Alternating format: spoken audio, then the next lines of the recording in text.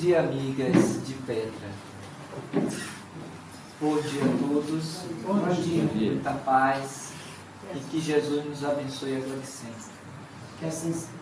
É com alegria que eu retorno mais uma vez, depois de um ano, aqui nessa sala de estudos, para nós falarmos sobre esse tema tão importante e necessário nos nossos dias, que é aprofundarmos um pouco mais o conhecimento sobre as leis divinas ou naturais. E em particular esta última das 10 que compõem essas leis trazidas pelo mundo espiritual superior para nós espíritos encarnados num processo de aprendizado evolutivo em que ainda nos encontramos num estágio conhecido por todos como sendo o estágio de provas e de expiações, que é nós falarmos sobre a lei de justiça, de amor e de caridade, que dentre as 10, ela é a última. E os Espíritos dizem, conforme nós veremos, que todas as outras leis envolve esta 9 leis. Por quê? Pela importância, pelo valor que tem ela para nós no nosso processo evolutivo. Poderíamos mesmo dizer que jamais atingiremos essa 10ª lei natural, que é a lei de justiça, de amor e de caridade, sem antes passarmos pelo aprendizado daquelas outras 9 leis, que começa exatamente pela lei de adoração e que perpassa por outras, conforme também veremos aqui rapidamente, que dentre elas poderíamos citar a lei do trabalho, a lei de igualdade, a lei de reprodução, a lei de sociedade, a lei de conservação e a lei de destruição, a lei de liberdade, para justamente finalizarmos com a lei da justiça, do amor e da caridade. E elas se encontram na 3ª parte do Livro dos Espíritos, que, de conformidade com o nosso conhecimento, é o livro base da doutrina espírita. Nele estão encerradas todas as ideias e todos os princípios trazidos pelos espíritos através dos médiuns que à época foram coordenados por Allan Kardec, que também é do nosso conhecimento, ter sido ele o codificador da doutrina espírita.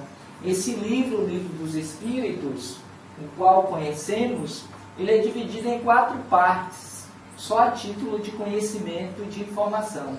A primeira parte vai trabalhar as leis gerais do universo, em que Kardec vai estudar um pouco dessa realidade da constituição do planeta, e também nós vamos encontrar na segunda parte o mundo espiritual ou espírita, no qual Kardec vai estudar a realidade do mundo espiritual. Na 3ª parte, ele vai trabalhar as leis morais da vida. E na 4ª parte, ele vai trabalhar o céu e o inferno, ou as consolações e as esperanças. É interessante notar que Kardec, não satisfeito com o Livro dos Espíritos, ele vai mais tarde aprofundar, ampliar aquilo que ele estudou em cada uma dessas partes do Livro dos Espíritos. E vai nos oferecer, de uma forma mais detalhada e aprofundada, 4 livros que se tornaram depois o Pentateuco Espírita, que são o Evangelho segundo o Espiritismo, nós vamos ter o Livro dos Médiuns, a Gênese e o Céu e o Inferno, que se refere a essa última parte do Livro dos Espíritos, Esperanças e Consolações.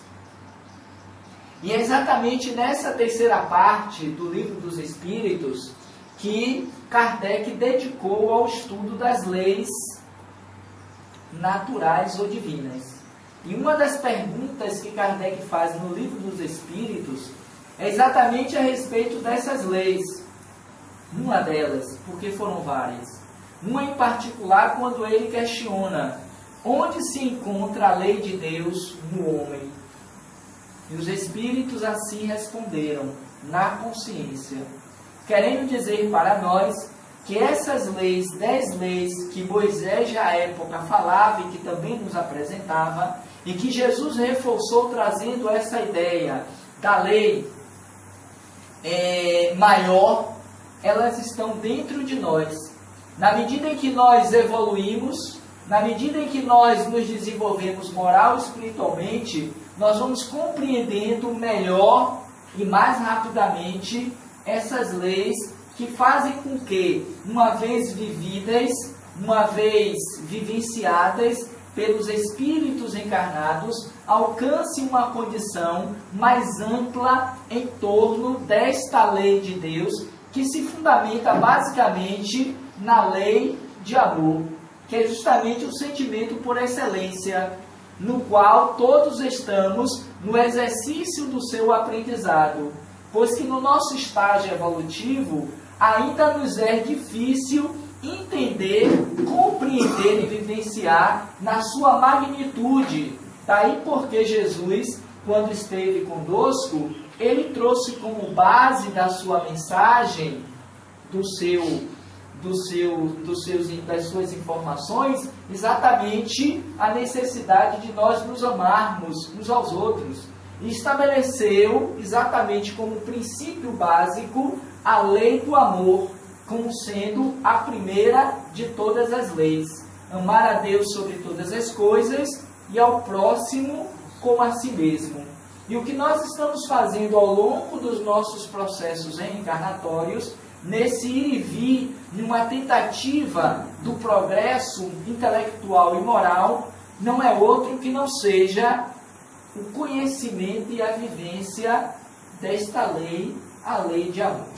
E que ele vai separar em 10, considerando que no nosso estágio evolutivo nós não temos ainda a condição de conceber, de entender todas essas leis, mas que são 10 suficientemente para que nós alcancemos uma condição melhor do ponto de vista moral e espiritual, na medida em que nós as vivenciamos. E é interessante que Kardec, ou os espíritos vão dizer a Kardec, quando de uma das suas perguntas, que o homem sofre, que o homem é infeliz no mundo, porque dessas leis ele se afasta. Então, o sofrimento, a dor, a infelicidade que ainda vivenciamos nas nossas experiências humanas é em decorrência que tem o homem do afastamento das leis de Deus. Como uma das perguntas em que Kardec também questiona o que é o bem, o que é o mal. E o bem é tudo que está de acordo, em consonância com as leis de Deus. E o mal é tudo quanto dela se afasta. Querendo dizer que quanto mais próximo da lei nós estivermos, nós teremos a condição de sermos felizes dentro da condição que o nosso planeta ora, hoje, nos possibilita. E a partir do conhecimento da doutrina espírita enquanto terceira revelação, veio ampliar e nos colocar de frente com essa realidade. Para quê, Robson? Para que nós tomemos consciência do nosso papel, do porquê nós estamos encarnados, qual a finalidade, o objetivo de estarmos em um corpo, conforme vemos na pergunta 132. Que Deus nos impõe a encarnação com a finalidade de nos levar à perfeição, sendo que para uns é prova, para outros missão.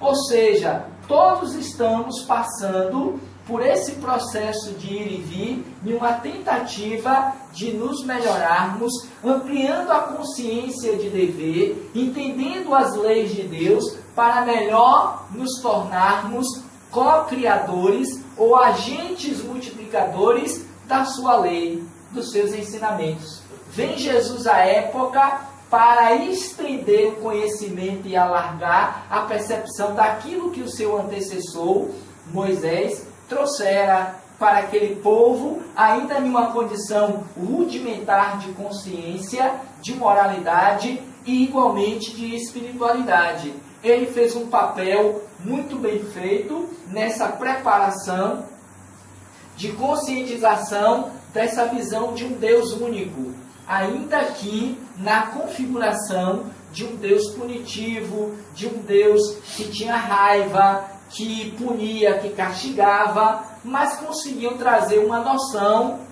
de um Deus único. E automaticamente preparou o caminho para que viesse, enquanto segunda revelação, Jesus. Aquele que veio em nome de Deus para trazer a mensagem do amor. E, consequentemente, ele estabeleceu dentro dos seus princípios de vivência, dentro daquele trabalho que ele realizou, ele trouxe essas leis morais da vida, as quais todos podemos vivenciar e que já trazemos mais ou menos conscientes dentro de cada um de nós. E que, como vamos ver, já dissemos, vamos encontrá-las no Livro dos Espíritos, na terceira parte, em que Kardec vai questionar aos espíritos, a partir de perguntas e respostas, a importância de cada uma delas. E por que elas são ditas naturais? Porque foram criadas por Deus. Leis naturais ou divinas, no sentido de que não foram criadas pelos homens, mas foram criadas por Deus, nosso Pai, que está nos céus. E se apropriando dessas questões, Kardec amplia para nós essa visão de mundo, essa visão da realidade espiritual que somos todos, criados simples e ignorantes para atingirmos a perfeição. E a proposta de hoje não é outra que não seja nós refletirmos sobre a importância dessa última lei, a 10ª, que é a lei de justiça, de amor e de caridade. Nós trouxemos aqui, só a título de informação, alguns livros que referendam, que tratam sobre essas leis. O principal é esse que nós já falamos, que é o Livro dos Espíritos. Mas nós temos alguns outros autores, a exemplo de Joana de Ângeles, que através do médium Divaldo Franco, também traz a sua colaboração sobre essas leis, quando ela nos apresenta esse livro, As Leis Morais da Vida, em que ela disserra, discute, avalia cada uma dessas leis a partir de mensagens dentro do foco que ela está analisando. Para quem não conhece, eu já vi também aqui um outro livro desse As Leis Morais da Vida. Temos esse, que é um pouco mais recente, que também é muito interessante, de José Lázaro Borberg, que são o livro Da Moral Social às Leis Morais, onde ele também vai trabalhar e estudar, em um estudo mais detalhado, sobre essas 10 leis naturais ou divinas. E que eu recomendaria aos afeiçoados à leitura, aqueles que desejam aprofundar o conhecimento dessas leis, que também se atenham a esse estudo e a esse livro. E um outro, tão importante quanto os dois anteriores, os 3, nós temos esse estudo sistematizado da doutrina espírita, que é um programa fundamental da FEB, Federação Espírita Brasileira, na qual a FEB, vai estudar nesse livro exatamente as 10 leis morais da vida. Estão aqui. É um estudo sistematizado dentro de uma configuração de um estudo, grupo de estudos, onde ela trabalha cada uma dessas leis. E é interessante porque vai nos servir de base para o entendimento dessas outras 9 leis. Porque eu não posso falar dessas leis, ainda que assim eu faça, de uma forma separada. A gente estuda as leis morais da vida, ou as leis naturais, de uma forma didática separadamente. Que começamos com a lei de adoração. A lei do trabalho, a lei de igualdade, a lei de sociedade, como já falamos. Mas, na verdade, todas elas estão inseridas e interligadas. Por exemplo, não posso falar sobre a lei de igualdade sem me retratar da lei de sociedade, Alberto. Que, por sua vez, não posso falar sobre esta da sociedade sem me ater à lei do trabalho. Consequentemente, a lei de reprodução, a lei de liberdade. Então, reparem que todas elas estão interligadas porque compõem, em verdade, uma única. Mas aquela que transcende, que supera, que amplia a noção de consciência divina, é sem dúvida nenhuma a lei de justiça, de amor, de caridade. Em que Kardec vai detalhar, através de perguntas e respostas, o entendimento e o significado dessa lei, para que alcancemos mais rapidamente a condição de um espírito, não vou chamar aqui nesse momento perfeito, porque ainda estamos bem aquém desse ideal.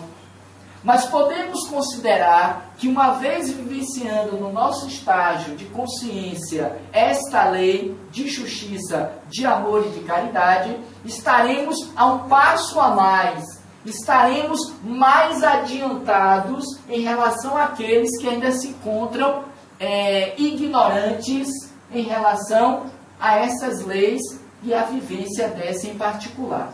E uma das perguntas que me chamou a atenção para que nós iniciemos o estudo desta lei é exatamente a 648, quando Kardec inicia falando sobre as leis naturais ou divinas, em que ele vai questionar o seguinte, vejamos aqui, a 648.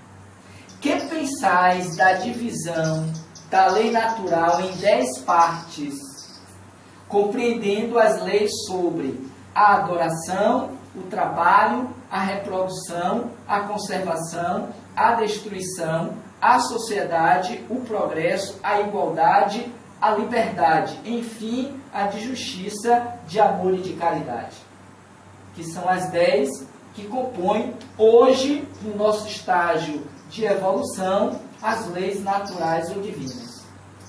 E os Espíritos assim dizem a Kardec. Essa divisão da lei de Deus em 10 partes é a de Moisés e pode abranger todas as circunstâncias da vida, o que é essencial. Podes, pois, segui-la, sem que ela tenha, por isso, nada de absoluto, não mais do que todos os outros sistemas de classificação que dependem do ponto de vista sobre o qual se considera uma coisa. A última lei, esse é o ponto importante da resposta, a última lei é a mais importante. É por ela que o homem pode avançar mais na vida espiritual, porque ela resume todas as outras, que é a de justiça, de amor e de caridade. Esta última vai resumir todas essas outras 9 leis.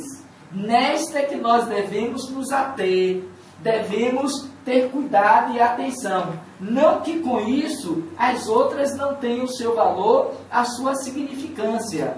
Por exemplo, como é que eu vou desenvolver a lei de justiça, de amor e de caridade que não seja dentro da vivência social na qual eu estou inserido, dentro da comunidade?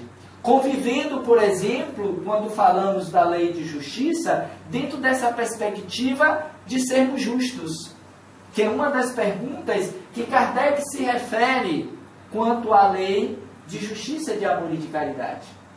Então eu não posso praticar esta lei que não seja dentro do âmbito da sociedade, praticando o que? A justiça, a lei de igualdade, praticando a lei do trabalho. Como é que eu posso querer que a minha sociedade se desenvolva, progrida do ponto de vista material, do ponto de vista intelectual, do ponto de vista social? Pois que se considerarmos essa mesma sociedade de Santo Amaro 100 anos atrás, veremos que hoje ela conseguiu produzir, se desenvolver, conseguiu sair de uma condição mais primitiva do que ela ora se encontra. E se nós projetarmos esse avanço do progresso material para daqui a mais 50 anos, ou 60, 100, veremos que igualmente ela estará mais adiantada em relação aos dias de hoje. Porque tudo tende a evoluir ao progresso, que é uma das leis. Nós nascemos simples e ignorantes em relação às leis de Deus. Mas é o progresso, através das reencarnações, que nos facultam o desenvolvimento da consciência, a consciência individual e coletiva. A exemplo desta lei de justiça, de que antes éramos individualistas, que o nosso olhar era apenas e unicamente para os nossos interesses pessoais. Hoje já existem movimentos voltados para uma visão de igualdade social maior, coletiva, em que grupos, movimentos de ações afirmativas se juntam para defender os direitos humanos, para reivindicarem as mesmas condições de igualdade para todos nós, para os cidadãos. Então a gente vê que até mesmo considerando o livro de Borberg da moral social, as leis morais, nós avançamos, porque é nesse ponto que ele vai considerar esse tema das leis, que da lei moral social, que são os princípios de convivência que regem a sociedade, as leis morais que estão em um nível mais adiantado de consciência. Ou seja, para que eu possa viver essas leis morais da vida, antes eu vou precisar vivenciar essa lei moral social, que estabelece a forma de convivência entre os indivíduos. E se eu tenho uma consciência de espiritualidade, de um princípio espiritual de que não sou só matéria, eu entendo que tudo o que eu faço terá uma correspondência no social. Daí porque tem um ditado que diz, um princípio, na verdade, que diz que a sua liberdade termina quando começa a do outro.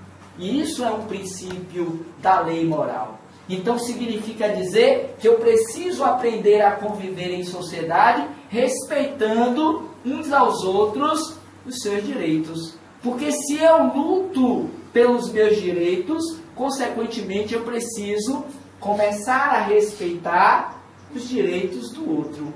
Fazes ao outro o que gostarias que o outro lhe fizesse. Não existe uma regra de conduta moral melhor para harmonizarmos e equilibrarmos uma convivência social, que pode ser um grupo desse tamanho no qual nos encontramos aqui agora, como pode ser toda a sociedade santamarense. Dependerá dessa consciência de dever.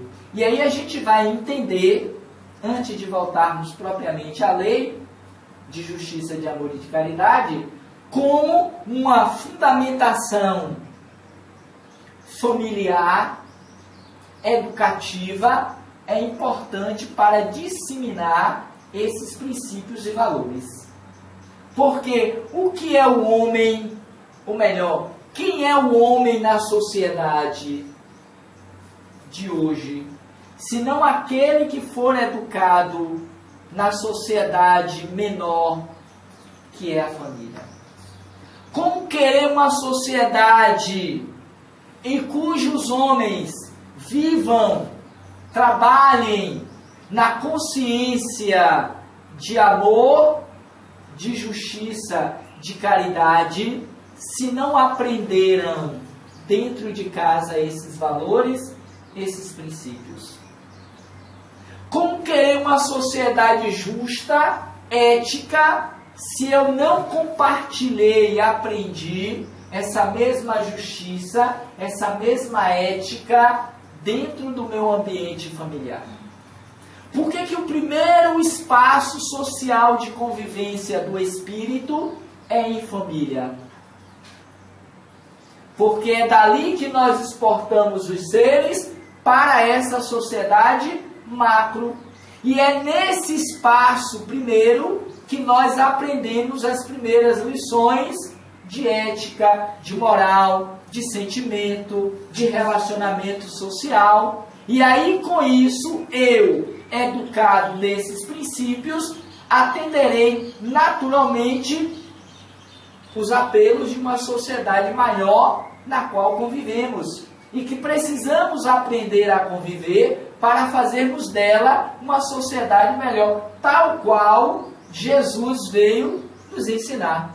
Fazer com que tivéssemos apenas uma só família, um só pastor, na qual pudéssemos exportar os valores morais e espirituais aprendidos por ele.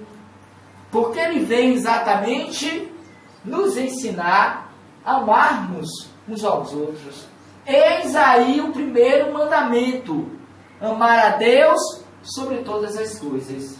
E o segundo, semelhante ao primeiro, ao próximo como a si mesmo.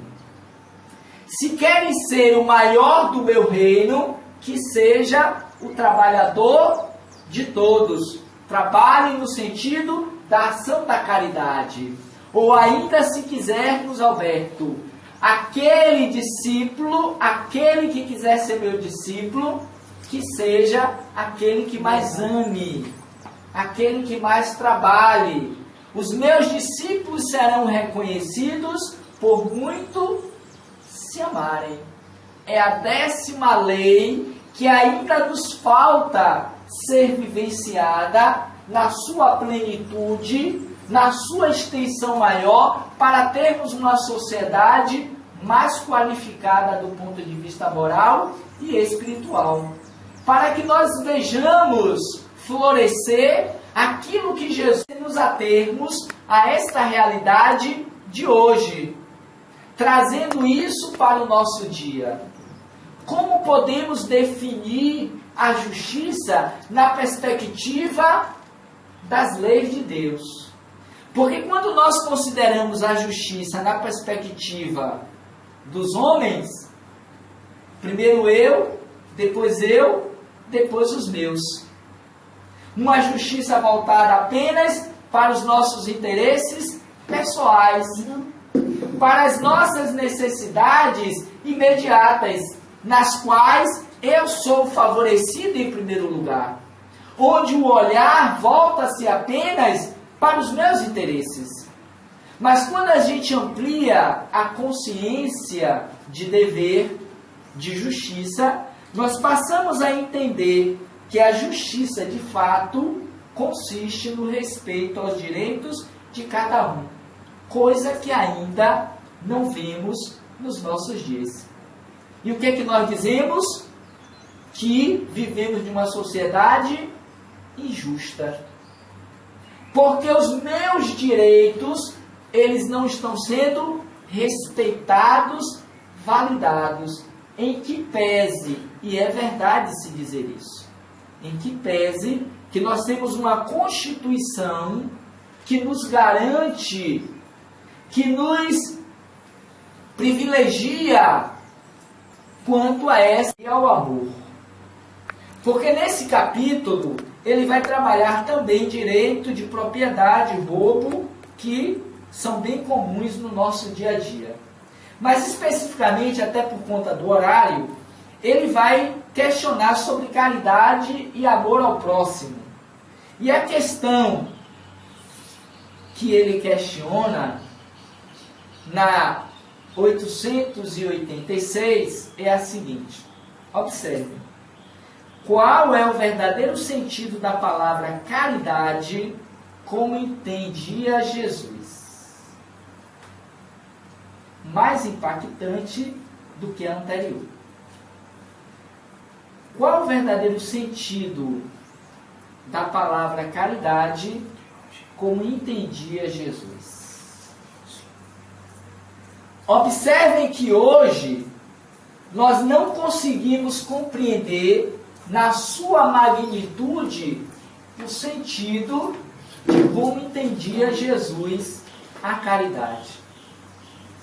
Apesar da evolução do conhecimento, apesar do avanço intelectual que precede ao avanço moral e espiritual das criaturas.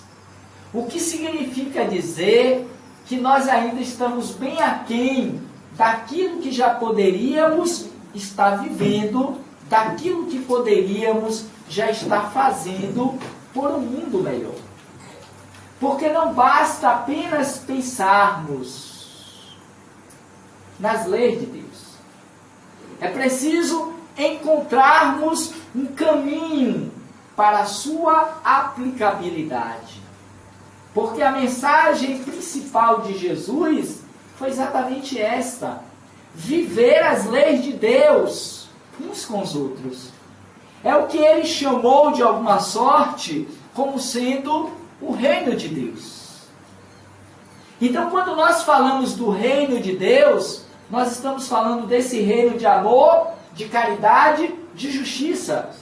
Esse reino de Deus no qual o homem e a mulher busquem se conhecer, busquem se amar, na condição de espíritos imortais, filhos de Deus, que vivam, que trabalhem dentro do princípio da igualdade e da justiça, para que tenhamos uma sociedade melhorada. E acreditem, pessoal,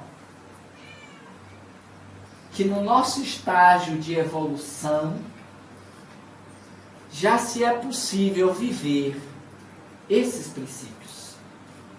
Parecem que não, mas é possível. E aí nós vamos encontrar na última pergunta do Livro dos Espíritos, a 1019. Se haveríamos de viver na Terra a felicidade absoluta. Se teríamos condições de um dia vivermos aquilo que todos buscamos e desejamos. Se seríamos verdadeiramente felizes. E os Espíritos disseram a Kardec que não. Por ora, Senhor, não. Mas ele explica o porquê que não. Porque ainda estamos em uma dimensão espiritual, de provas, de expiações. A Terra não nos concede vivermos a felicidade absoluta. Somente para mundos elevados, superiores. Mas ele traz a consolação, ele traz a esperança. Mas viveis felizes, tanto quanto o mundo é possível nos permitir. O que ele está dizendo com isso? Que apesar de não podermos viver a felicidade absoluta, mas é possível ser feliz na Terra. E observem, só por um rápido olhar para com aqueles com quem convivemos, que nós somos muito mais infelizes do que felizes. Num rápido diagnóstico, vemos isso. Basta olharmos para nós mesmos. A nossa vida se constitui, na maioria das vezes, muito mais para dor para o sofrimento do que para a saúde, para a felicidade. Como queremos que o reino de Deus esteja implantado na terra, se o meu estado interno é mais de dor do que de felicidade? Como vai pontuar Joana de Ângeles em uma de suas mensagens, que está lá no livro Illuminati, cuja mensagem chama-se A Paisagem Humana do Sofrimento, onde ela discorre, Alberto, sobre esse ponto. Que em que pese reconhecermos na terra muitos momentos de dores, de sofrimentos, mas é possível encontrarmos pessoas, almas saudáveis. É possível vivermos momentos de felicidade, porque a terra nos proporciona igualmente condições. Mas é preciso que eu me conscientize desta realidade. E então vem Kardec e questiona como entendia Jesus a caridade. O verdadeiro sentido dessa palavra, que nós repetimos, que nós falamos, que até fazemos, mas que não conseguimos expressar a totalidade da ideia trazida por Jesus. Vejamos, antes de concluirmos. Benevolência para com todos. Indulgência para com as imperfeições alheias e perdão das ofensas. Lei de justiça, de amor, de caridade. Qual o verdadeiro sentido da palavra caridade entendida por Jesus? Benevolência para com todos, indulgência para com as imperfeições alheias, perdão das ofensas.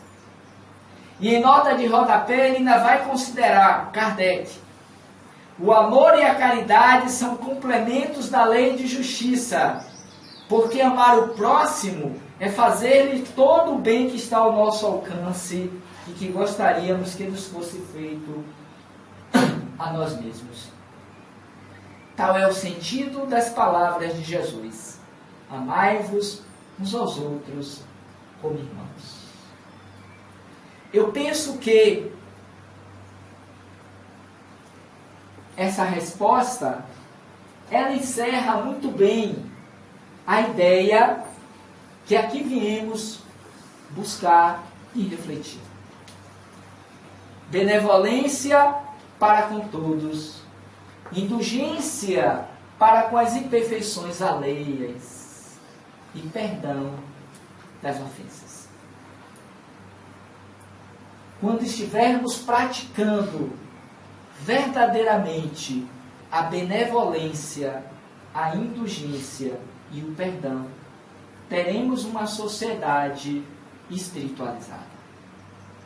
Já não precisaremos tanto de religiões, de rituais, de crendices, de práticas exteriores para adorarmos a Deus, para reconhecê-lo como sendo o nosso Pai de amor, de justiça, de caridade. Porque nesses dias, quando assim se fizer, até na terra, teremos uma sociedade de espíritos superiores. Entenderemos o significado da vinda de Jesus à terra.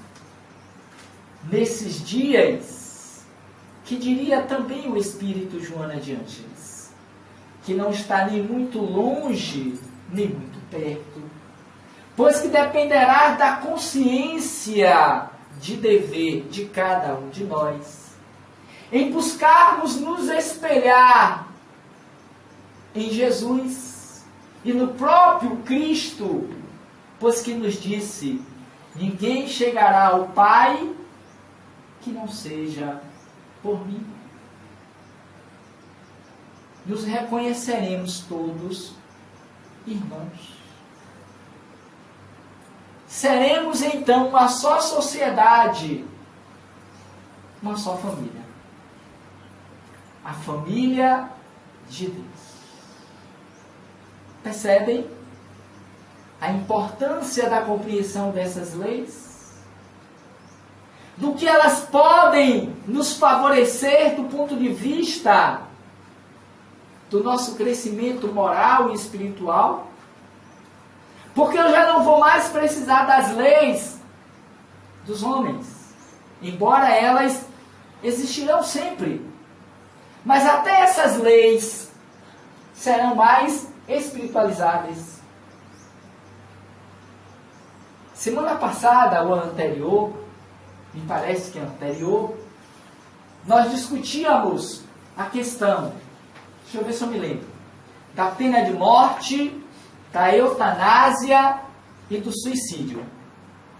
3 temas impactantes para se estudar em um grupo de estudos. A eutanásia, a pena de morte e o suicídio. Quando tivermos uma sociedade mais espiritualizada, mais vivente das leis de Deus, não teremos mais, dentro das nossas sociedades, a pena de morte, a eutanásia e o suicídio. Porque viveremos sobre o princípio das leis de Deus, que na sua base é a lei de amor. É a lei da fraternidade. É a lei da caridade. Porque o que é a caridade, pessoal? Senão o amor em ação. Madre Teresa de Calcutá tem uma frase, ou pelo menos é atribuída a ela a citação, de que as mãos que trabalham são mais dignas do que os lábios que oram. É mais ou menos o sentido da frase. Tem muito mais valor aos olhos de Deus do que aquela postura comum e repetitiva de oração. Porque as mãos que trabalham são aquelas que estão agindo em nome de Deus, por Deus, que estão no exercício da prática da caridade. São as mãos que estão erguendo, elevando a uma condição melhor a nossa sociedade. Nesse tempo em que estivermos vivendo a lei, não teremos mais a esmola, a mendigância, não teremos mais a miséria que assola. Acreditem, já dizia André Luiz. Ao melhor, já diziam os Espíritos, aqui no Livro dos Espíritos, que a Terra tem condições de alimentar, de receber 3 vezes mais o número da sua população atual. Se fôssemos menos egoístas. Se vivêssemos mais o princípio da caridade e da justiça. Não teríamos homens e mulheres, crianças e idosos passando por fome, desnutridas, morrendo na miséria, como vemos todos os dias na África e em vários países que compõem o cenário mundial. Portanto, para concluirmos o nosso encontro, pensemos no valor dessas leis. Seja a lei de adoração, que é a primeira, seja ainda a lei do trabalho, de igualdade, de reprodução, de sociedade, de liberdade, de conservação, de destruição. Seja qual for, qual delas. Pensemos nesta que é a mais importante, que engloba, que envolve todas as outras. A lei de justiça, de amor, de caridade. Nesses dias em que estivermos vivendo amplamente, saindo da teoria para a ação no coração, nesse dia seremos reconhecidos como filhos de Deus. E aí entenderemos a promessa feita pelo Cristo Jesus, ao dizer que bem-aventurados os mansos e os pacíficos, porque serão chamados filhos de Deus e herdarão a terra. A proposta desse trabalho e da doutrina espírita em particular é nos apresentar a possibilidade de sermos esses filhos de Deus nessa nova era que a terra haverá de viver. Pois todos sabemos, não é do nosso desconhecimento, todos já sabemos que a terra está em franco processo de mudança, de renovação. Estamos saindo da condição provacional, expiatória, para a condição regeneradora. Desta para a condição de felizes e de perfeitos, será apenas um passo e meio. Pois que vai depender do meu esforço, como do esforço de cada um de nós, que aqui se encontra. E encerrando de fato, lembremos-nos, a quem muito é dado, muito será cobrado. Que bom que você já sabe muito. Logo, o grau de responsabilidade e de cobrança será muito maior do que aqueles que estão passando ali pelas ruas de Santo Amaro ou de Pedras e que não sabem dessas coisas.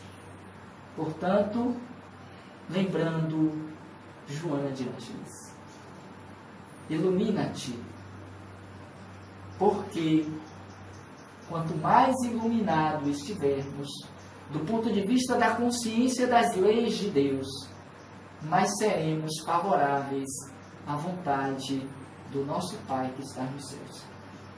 E com isso, teremos um mundo melhor, um planeta de almas felizes e perfeitas. Que sejamos nós os próximos habitantes, moradores da Terra. Muita paz, muito obrigado e até uma próxima oportunidade, se assim Deus o permitir.